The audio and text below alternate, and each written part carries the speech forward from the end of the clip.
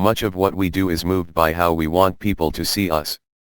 We find ourselves forced into social roles that are shaped by the reactions or expectations of those around us.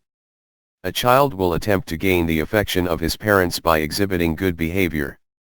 A friend will go along with his peers to continue enjoying a sense of belonging in their presence. And a professional will try to advance his career so that those who know him will regard him as a success. We desire acceptance. We seek positive feedback. Some of us even crave the attention and praise of the significant people in our midst. Our identities are fashioned by the importance we ascribe to how people regard what we say and do. And it is for this reason that we should reflect carefully on the kind of people with whom we associate. Because these individuals will be the people whom we will unavoidably attempt to please. People are by nature tribal.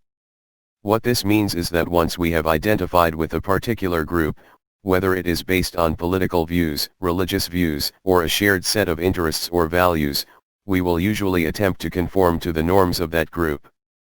An outgoing individual will tend to be with extroverts. A health-conscious person will find a group that engages in sports. And a conservative individual is likely to seek the company of traditional people.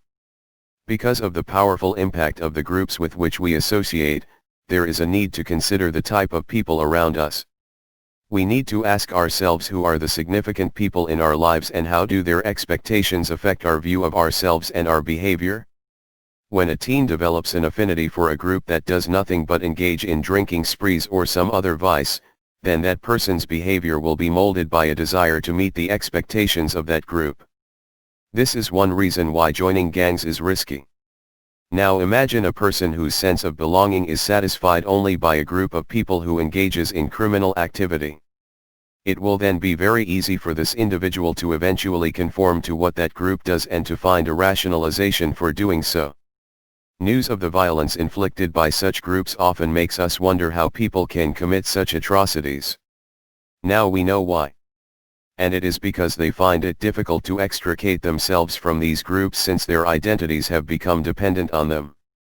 It is therefore necessary for us to have a clear view of who we are, what kind of person we wish to be and what values we hope to possess.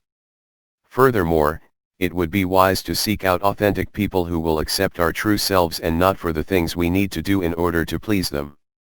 Thank you and may this information useful for you.